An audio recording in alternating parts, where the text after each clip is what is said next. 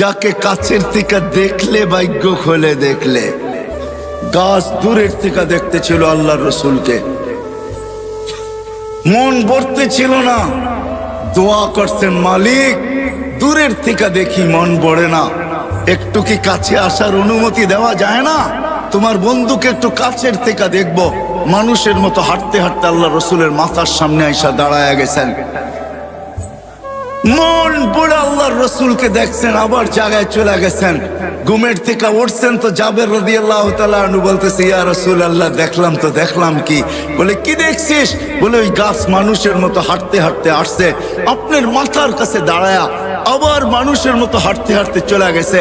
তো আল্লাহ রসুল বলছে ও দূরের থেকে দেখতে ছিল, মন ভরতে ছিল না, তো হাত উঠায় দিছে, মালিক এত কাছে বন্ধু আসলো, আপনার বন্ধু আসলো, আমি দূরের থেকে দেখা মন ভরে না, একটু কি অনুমতি আমাকে দেওয়া যায় না যে আমি একটু মাথার কাছে দাঁড়ায় দেখবো, নিজের মনটাকে ভরবো? হায় হায় হায়, যাকে দেখা উঠ সেজদা করে উঠ, আল্লাহ রসুলের সামনে উঠ সেজদা করতেছিলেন, উঠ। সাহাবা বলছে, ইয়া রাসূলুল্লাহ নাহনু আহাক্কু বিহা, উঠ যদি আপনাকে সেজদা করতে পারে তাহলে তো আমরা বড় অধিকার রাখি। তো আল্লাহর রাসূল বলছে, লাউ আমারতু আহাদান আন ইয়াসজুদা লি আহাদিন লা আমারতু নিসা আন ইয়াসজুদনা লি আজওয়াজিহিন্না, কোন মানুষকে যদি আল্লাহ ব্যতীত কারো সেজদার বৈধতা থাকতো তাইলে আমি স্ত্রীকে বলতাম সে যেন স্বামীর পায়ে ডেলি সেজদা করে। না না, উঠ করছে বিদায় তোমরা করতে পারবে তা হবে না, তোমাদের সেজদা একমাত্র আল্লাহর জন্য হবে। হায় আমি কতটুকু বুঝাবো আর।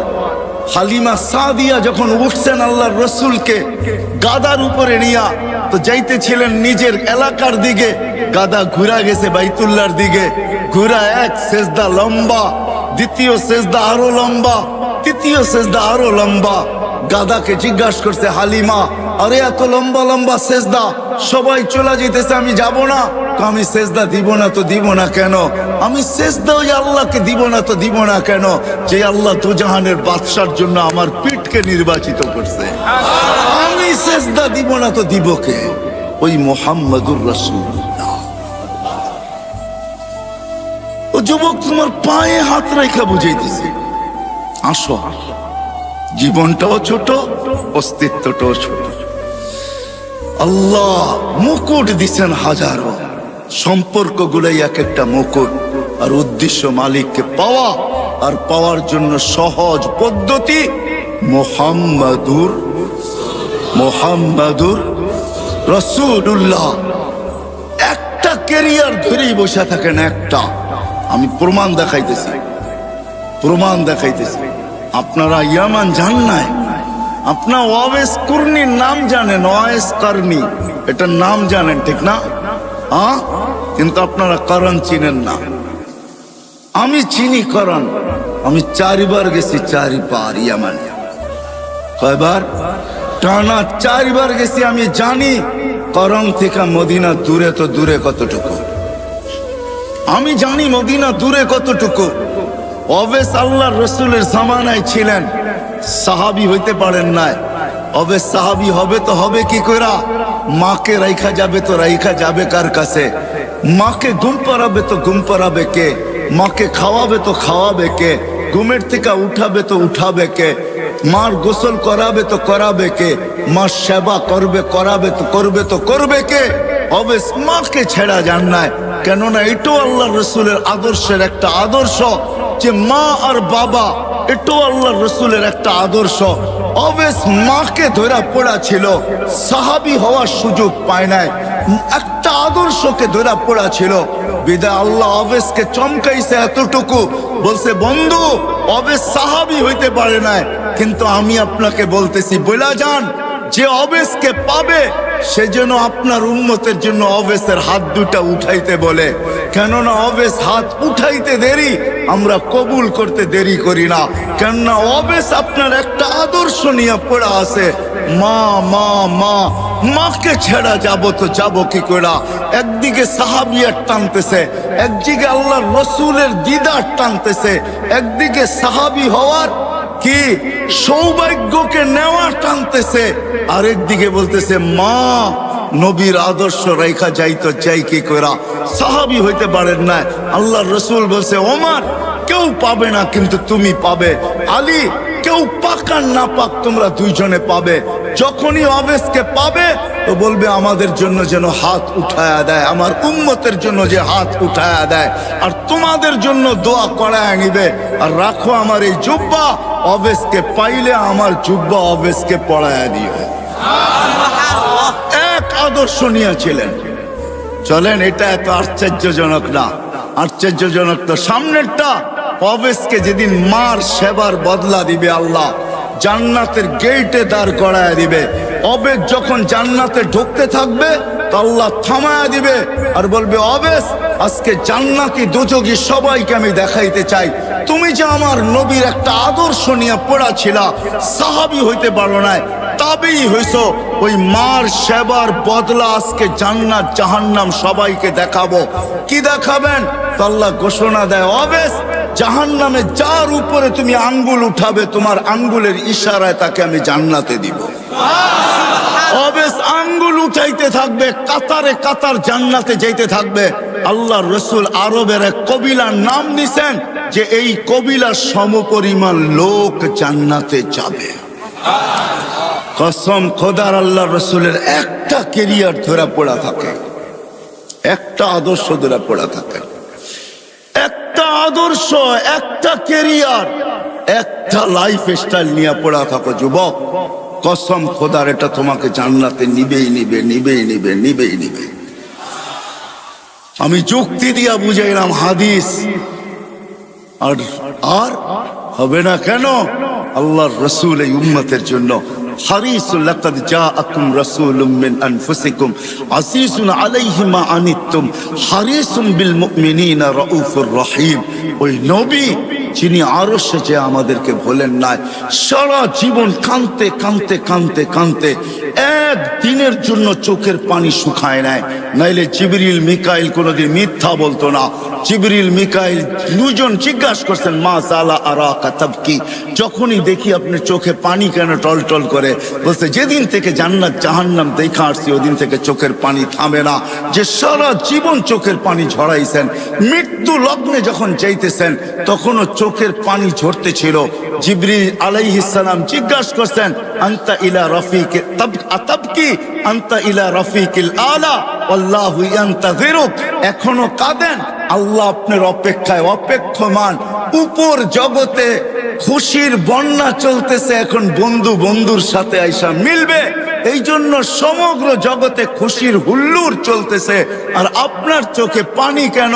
আপনি তো এখন আল্লাহর সান্নিধ্যে যাবেন, আপনার জন্য ঊর্ধ্ব জগতে খুশির বন্যা বইতেছে। সমগ্র জগৎকে সাজানো হয়েছে আজকে বন্ধু বন্ধুর সাথে চিরদিনের জন্য সাক্ষাৎ করাবে। আপনার চোখে পানি কেন? বলছে জিবরিল ফামান লিবাদিলি উম্মতি, এক প্রশ্ন এখনো বাকি, আমার পরে উম্মতকে দেখা রাখবে কে?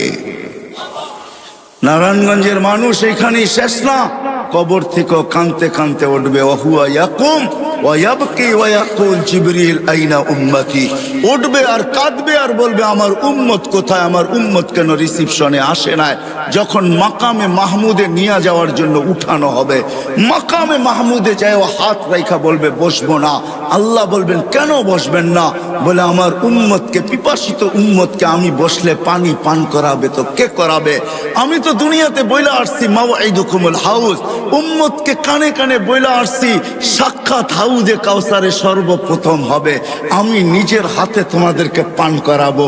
ঠোঁট উম্মতের হবে, হাত আমার হবে, আমি লাগায়া পান করাবো আর বলবো লা তাসমান বাদাহা আবাদা, আর কোনোদিন পিপাসা তোর কাছে আসবে না। এই পানি কে পান করাবে? তারপরে পুলসেরাতে মিজানে দৌড়াবো, পাল্লা যদি সামনে না ঝোঁকে তো এখানে দাঁড়াই হাত উঠাবো আর চিৎকার দিয়া বলবো আমা কুলতালি, আপনি কি আমাকে বলেন নাই সাউফা ইউতিকা রাব্বুকা ফাতারদা, আপনাকে রাজি করা ছাড়বো। আমার উম্মতের পাল্লা সামনে চোখে না, আমি রাজি হব তো হব কি কইরা? এরকম ভাবে সুপারিশ করা পাল্লা সামনে ঝুঁকাবো, আবার ছুটবো পুলসেরাতে। কেউ ওইখানে ফাইসা গেল কিনা? যদি ফাইসা যায় থাকে তো দুরুদের গাঠি নিজের মাথায় কইরা নিব, উম্মতের মাথায় রাখবো, যেগুলো আমরা দুনিয়াতে আজকে পড়তেছি, আর দুরুদের গাঠি দিয়া বলবো ফা বুরু সালিমিন, যাও তুমি শান্তির সাথে পার হয়ে যাও। আমি বসবো না। যেই নবী কিয়ামতের মাঠে পর্যন্ত উম্মতি গুলা চিৎকার দিবে। আসেন, এই ছোট্ট জীবনটা, ছোট্ট অস্তিত্বটা, এই ছোট্ট হায়াতটা, ছোট্ট অস্তিত্বটা, এর সাথে সংযুক্ত যত কিছু ওই মালিককে রাজি করার জন্য, আর মালিক মুহাম্মদুর রাসূলুল্লাহর মাধ্যমে রাজি হবে। এই জন্য পাক্কা ওয়াদা করি আজকে যে না, ওয়াদ যদি আমার বুঝে আইসা থাকে, দিলে লাগা থাকে, আমি যুবকদেরকে বলবো নবীর আদর্শে আদর্শবান হব, নবীর আদর্শ শিখবো, নবীর কেরিয়ার শিখবো, নবীর লাইফ স্টাইলকে নিজের লাইফ স্টাইল বানাবো। ওয়াদা পাক্কা? বিলকুল। আল্লাহ কবুল করুক। কিন্তু নবীর আদর্শের ভিতরে, নবীর আদর্শের ভিতরে সবচেয়ে বড় আদর্শ যেটা দুনিয়াতে আসতে দেরি, ওই আদর্শের মেসেজ আমাদেরকে দিতে দেরি করেন নাই। আর যেদিন দুনিয়ার থেকে যাইতেছিলেন ওই দিন এই চিৎকার দিতে দেরি করেন নাই, আসসালা আসসালা ওয়া মা মালাকাত আইমানুকুম। আইসো নামাজের মেসেজ দিছেন, যাওয়ার সময় নামাজের মেসেজ দিতে দিতে গেছেন। ওই নামাজ নবীর আদর্শের সবচেয়ে বড় আদর্শ। নামাজের চেয়ে বড় কোনো আদর্শ নাই। এই জন্য আজকে ওয়াদা করব যে আজকের থেকে নামাজ কোনো অবস্থায় ছাড়ব না। পাক্কা? আল্লাহ কবুল করুক। নামান। কিন্তু আমি নারায়ণগঞ্জের যুবকদেরকে এটাও বলবো, আপনি ছাড়তে পারেন, তুমি ছাড়তে পারো, মা বোনদেরকেও বলতেছি ছেড়া দিতে পারেন, কিন্তু একটা কথা শুনতে হবে, আব্দুল কাদের জিলানী যদি না লিখতেন আর উনি যদি না বলতেন, আমি কোনোদিন বর্ণনা করতাম না। আব্দুল কাদের জিলানী রহমতুল্লাহ আলাইহি লেখছেন, শুকর সকালবেলা উঠা আল্লাহকে বলে লাকাল হামদ খালাকতানি আবতারা খালকিক, ও মালিক সৃষ্টির ভিতরে আমি সবচেয়ে নিকৃষ্ট, তারপর তোর প্রশংসা। কিন্তু মালিক আমি নিকৃষ্ট হইলে হবে কি, আমার চোখেও আমার চেয়ে একজন বেশি, আমার চোখে আমার চেয়েও একজন নিকৃষ্ট আছে। আল্লাহ জিজ্ঞাসা করে, কে? তোমার চোখে তোমার চেয়ে নিকৃষ্ট? বসে যাকে তুমি 5 বেলা ডাকো তারপরও আসে না, ও আমার চোখে আমার চেয়েও নিকৃষ্ট। তো শুকর আল্লাহকে লজিক দেয়, লজিক। কেননা আমি মরবো, একদিন আসবে আমি মাটি হয়ে যাব, কিন্তু যাকে তুমি 5 বেলা ডাকো আর ও আসে না, উকুদুহান নার, ও তো জাহান্নামের ইন্ধন হবে। বিদায় ও আমার চোখে আমার চেয়েও নিকৃষ্ট। বিদায় আমি সবার কাছে হাত জোড় দরখাস্ত করতেছি, যতদূর আমার আওয়াজ চায়, যে আমার কথা শোনা থাকে বা শুনতেছে, আপনি নামাজ ছেড়া দিতে পারেন।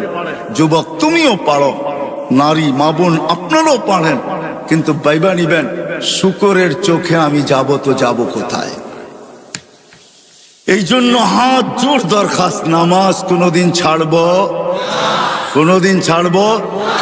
আজকে থেকে নবীর আদর্শ শিখবো এবং নিজের ক্যারিয়ার শিখবো, লাইফ স্টাইলকে লাইফ স্টাইল বানাবো। কিন্তু শিখার ক্ষেত্র পাবো তো পাবো কোথায়? হতে পারে আজকে তো দুনিয়া বলে, এক সময় বলতো দুনিয়া যে দুনিয়াটা হাতের মুঠায়, এখন দুনিয়ালারা বলে দুনিয়াটা আঙ্গুলের মাথায়, ঠিক না? টাচ করতে দেরি, পাইতে দেরি হয় না। না না না, এটা সঠিক পদ্ধতি না যে আপনি সবকিছু নেট থেকে সংগ্রহ করবেন। কেউ যদি বলে এটাও তো একটা প্রযুক্তি, মানি আমি এটা প্রযুক্তি, তাতে কিছু আসে যায় না, কিন্তু এটা নেটের থেকে না। আপনি নেটের থেকে পাইলো, কিন্তু আপনি হাইটা আসার ফজিলত পাবেন তো পাবেন কোথায়? একজন আলেমকে জিজ্ঞাসা করার ফজিলত পাইবেন তো পাইবেন কোথায়? ওনাকে দেখার ফজিলত পাইবেন তো পাইবেন কোথায়? ওনার সোহবতে অতক্ষণ সময় বসার ফজিলত পাবেন তো পাবেন কোথায়? সময় নাই আমার, নাইলে আমি দেখাইতাম যে এক একটা কত ফজিলত রাখে। চলেন একটাই শুনানি।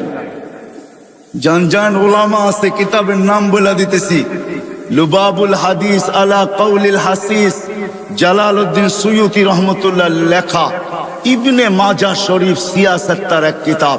আল্লাহর রসুল এটাও বলছেন যে হক্কানি আলেমদের জিয়ারত করলো সে যেন আমার জিয়ারত করলো। আরেক রিওয়ায়াতে আছে হাইয়ান, আমাকে জীবিত দশায় দেখলে যেরকম জিয়ারত হতো ওরকম জিয়ারত যেন তার সওয়াব সে পাবে। বিদা আপনি নেটের থেকে এটা পাবেন তো পাবেন কোথায়? ঠিক না? কই পাবেন? এই জন্য শেষ কথা, আসেন এতগুলা মসজিদের উলামায়ে কেরাম আপনাদেরকে জমা করছেন আর সবাই হক্কানি আলেম, এদের কাছ থেকে নবীর জিন্দেগি শিখি, লাইফ স্টাইল শিখি, আল্লাহকে রাজি করি, মনের আশা আল্লাহ পুরা করবে, এটা আল্লাহর ওয়াদা।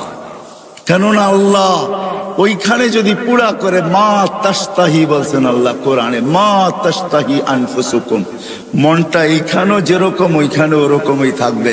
বোঝা গেল মনের আশা আল্লাহ পুরা করবে। আল্লাহ আমাদের সবাইকে আমল করার তৌফিক দান করেন। ওমা আলাইনা ইল্লাল বালা।